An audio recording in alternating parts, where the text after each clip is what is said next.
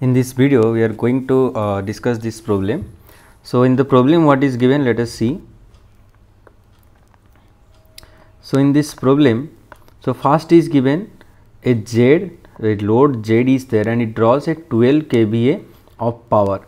So what is the mean of 12 kVA power?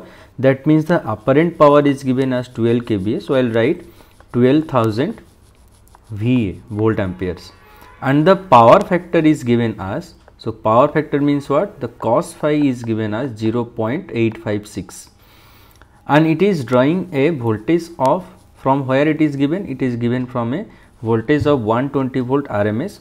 So V RMS is given, that is equals to 120 volt on a sinusoidal source. So it is asking to find the average and the reactive powers, the peak current and the load impedance. So all these things we have to find out. So if the cos phi is given, that is equals to 0.856. So from here we can get what is the value of phi, so that is cos inverse of 0.856. So if we find here cos inverse of 0.856, so it will be cos inverse of 0.856 and the value is 31.129. So that is equals to 31.12. So just write 12. Okay. Now again you remember that if you are calculating, this should be in the degree mode. You can see the calculator here, not in the radian or gradian. It should always be in the degree mode. Okay. So we got the cos phi value. Now it is asking the average power and the reactive power. So the average power is what? P, that is equals to how much? So your P value is equals to S cos phi. So that is equals to, S is how much? 12,000 into cos phi value is given 0.856. So if I calculate this, so 12,000 into 0.856, that is equals to 10272 watt, because it is a average power or the active power, the value is 10272 watts. Next is what is the reactive power? So reactive power is equal to S sin phi. We know what is the value of phi. So it is 12,000 into sine of how much? So angle we got here 31.12. So that is equals to, first let us see what is the value of sine phi. So sine of 31.12, so that is 12,000 into 0.51, so that is equals to, so this value into your 12,000, that is equals to 6201.986. Okay, so this is the value of your reactive power. So this can also, this much of VAR, so this you can write also 6.201 K kilo VAR, kilo volt ampere reactive. Okay. Now we can write the complex power also, though it has not asked. We can write P plus JQ here, so that is equals to 10,272 plus J 6201.98. So this much is your value of your complex power. Okay. Now in the question it is asking the peak value of the current and the impedance as well. So how to find?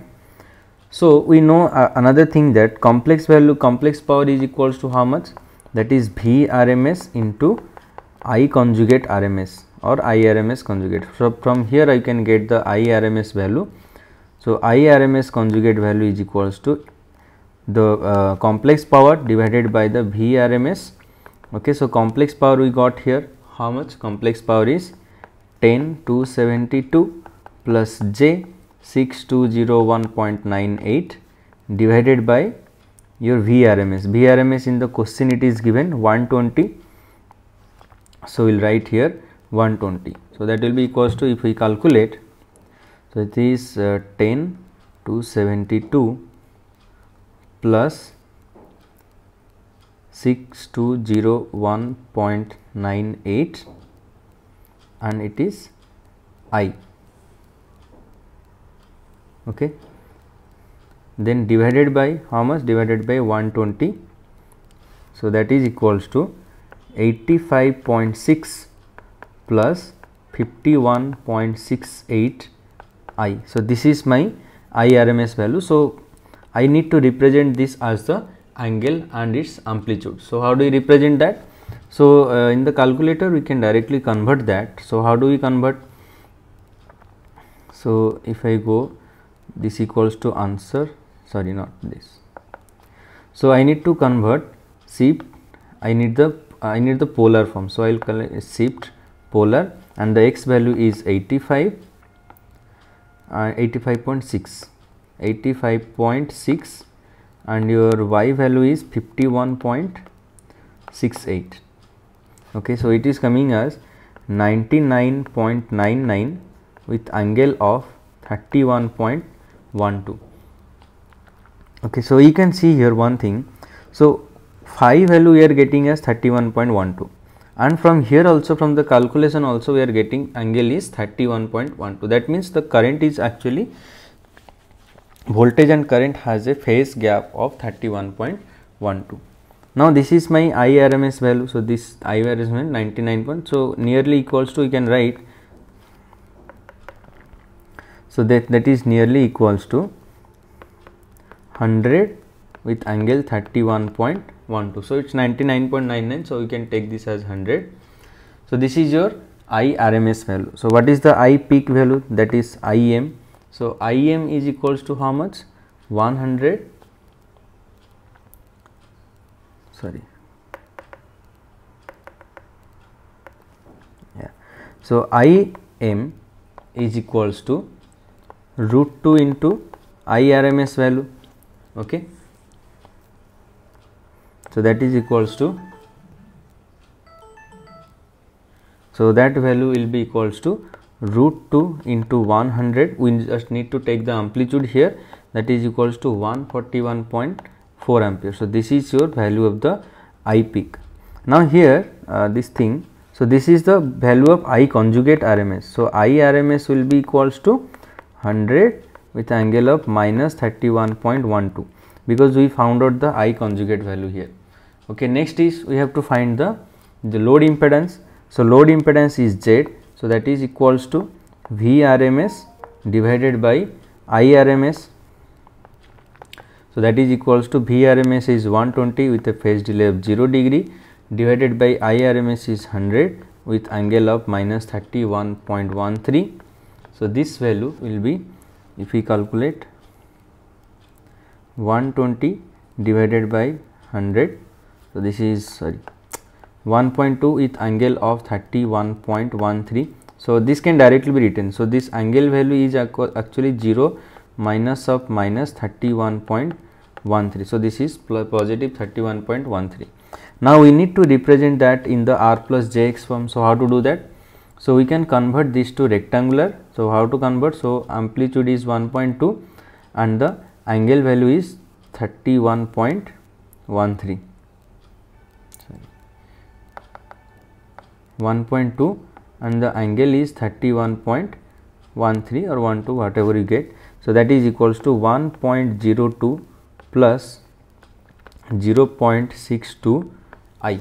So this is my impedance value.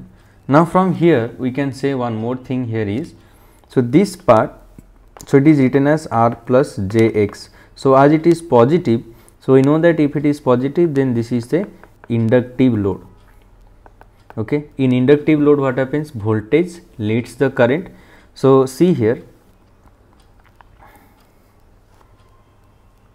so see here, VRMS is 120 with angle of 0 and your IRMS is 100 with angle of minus 31.13. That means if I draw the phasor diagram, so this will be my VRMS and the IRMS will be here and the angle is 31.13. I have to do it below the VRMS because this is the positive angle, this is the negative angle, then the angle is 31.13. So here we can see the current is lagging the voltage, or you can say the voltage is leading the current because we are getting the inductive load. So that's how we can solve this problem, and in next video